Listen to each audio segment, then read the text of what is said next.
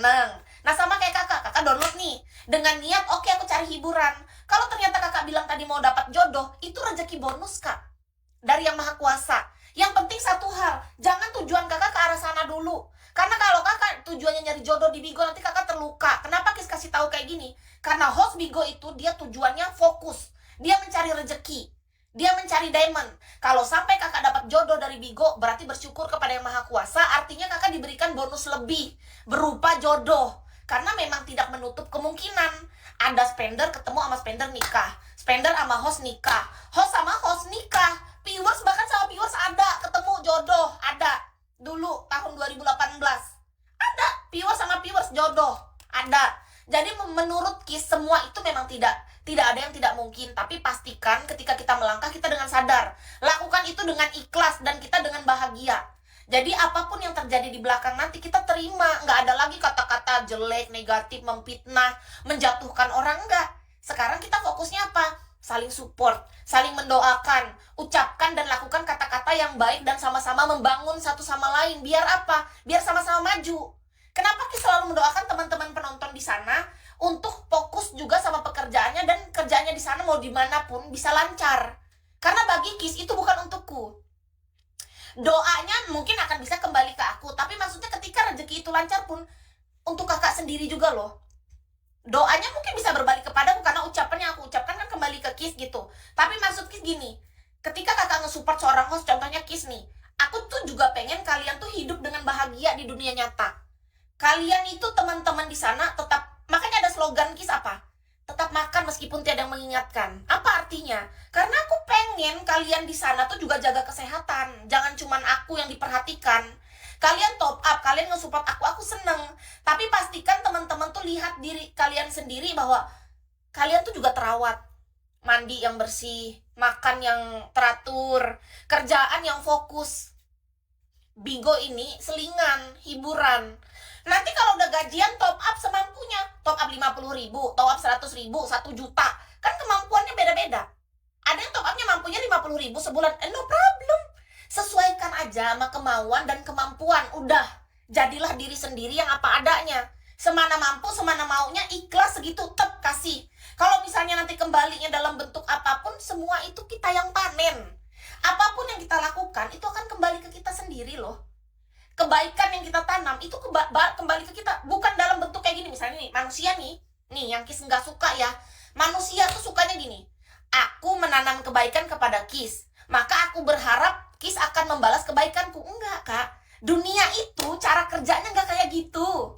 Kakak kasih kebaikan ke Kis, itu tuh akan kembali ke kakak dalam bentuk yang tidak pernah kita duga. Mungkin bisa jadi dari Kis juga, tapi bisa jadi dari hal-hal yang kita nggak pernah duga. Kayak gitu cara mikirnya kak, seluas itu pikiran, dan dunia ini tuh luas. Dunia ini tuh sangat luas dan sangat kaya. Jadi jangan pernah kita membatasi bahwa, kok dia nggak balas kebaikan aku? Kok dia nggak ingat kebaikan aku? Nggak perlu. Bahkan untuk dia mengingat aja, kita nggak perlu nuntut loh. Mohon maaf nih ya, jangankan kita mengharap orang ini yang kita kasih kebaikan dia balas, itu udah terlalu tinggi keinginan kita, udah terlalu fatal. Kita mengharap dia harus ingat aja, itu sebenarnya nggak ada hak loh kita. Mohon maaf nih kak, bener. Gini loh, kakak paham nggak gini? Aku berbuat kebaikan sama kakak, lalu aku pengen kakak harus ingat, itu aja tuh nggak boleh. Beneran. Tapi ketika kita diberikan kebaikan sama orang, kita harus selalu berusaha untuk bisa mengingat itu selama nggak amnesia. Kalau konteksnya kita sebagai penerima. Tapi konteksnya kalau kita di posisi pemberi, kita nggak boleh menuntut apapun. Berikanlah dan lupakanlah saat itu juga. Itu prinsip kak. Berikanlah, lupakanlah saat itu juga ketika kita memberi kebaikan. Tapi ketika kita sebagai pihak penerima, ingat seumur hidup. Selama kita masih punya ingatan yang normal dan tidak amnesia. Kalau ada waktu dan kesempatan untuk kita bisa diberi kesempatan membalas kepada orang yang sama, ya bersyukur. Kalaupun enggak, kita bisa memberikan kebaikan itu kepada banyak orang di muka bumi ini kak. Kayak gitu konsepnya. Jadi tetap ya, kembali ke kalau orang memberikan kita kebaikan, kita akan selalu mengingatnya. Kalau bisa kita balas ya syukur. Kalaupun belum bisa balas kepada orang yang sama, berikan kepada hal lain. Kita alirkan itu terus, karena rezeki itu mengalirkan namanya. Mengalir. Jadi kita harus selalu mengalirkan, jangan sampai ngendap di kita. Sama, ketika kita memberi, itu perbedaannya. ketika kita memberi, lupakan langsung. Lupakan saat itu juga. Bahkan kita nggak perlu, kok dia nggak balas kebaikan aku? Itu fatal. Jangankan masalah minta balas. Kok dia nggak ingat ya? Apa dia nggak ingat pernah aku tolong? Apa dia nggak ingat aku pernah baik? Mohon maaf, kalau dari sisi psikis pribadi itu nggak banget, Kak. Tidak boleh. Itu sangat fatal. Karena apa? Gini. Kita berbuat kebaikan sama orang, kita berharap dia ingat ataupun membalas. Itu artinya kebaikan kita sudah hilang. Hilang. Kebaikan kita yang akan bisa kembali ke kita ketika kita bahkan sudah lupa pernah memberikan itu. Kalau memang ingat ya kita aja yang ingat, nggak perlu kita bahas ke orangnya. Lupakan, kalau bisa tuh benar-benar habis kasih, udah selesai. Nggak ada urusan kamu harus balas, nggak harus kamu ingat. Kalau kamu ingat ya aku berterima kasih, kalaupun enggak juga nggak masalah. Karena niat kita memang memberi gitu loh. Kita kasih nih, kasih. Ketika kita memberi, kalau kita masih berharap itu kembali dari orang yang sama, artinya kita tuh bukan memberi. Kita sedang bertransaksi, kita lagi barter.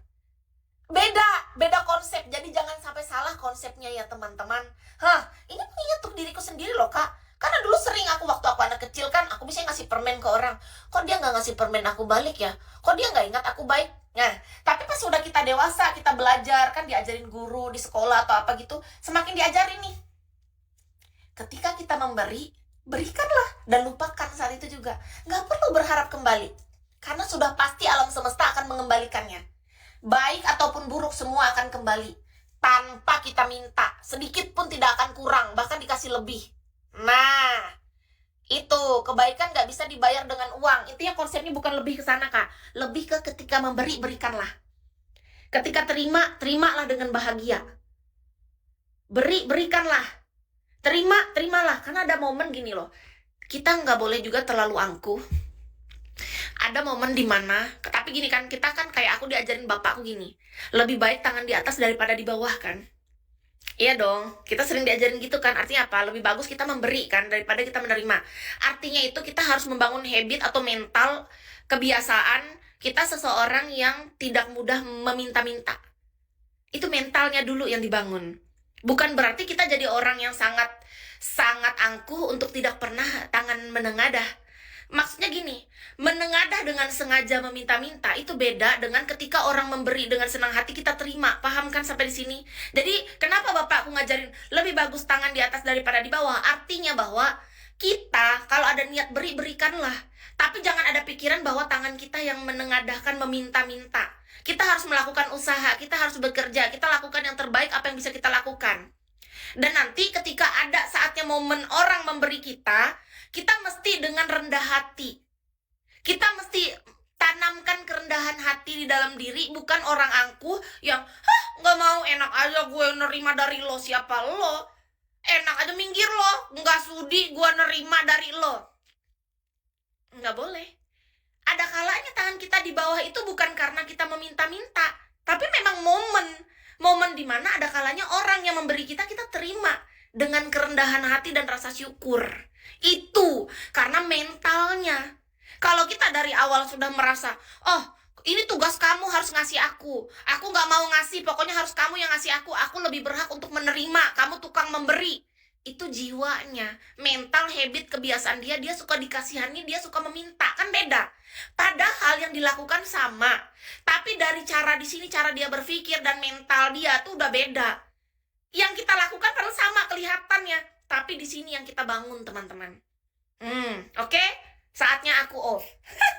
Karena aku tadi habis handle, keringatan banget nih.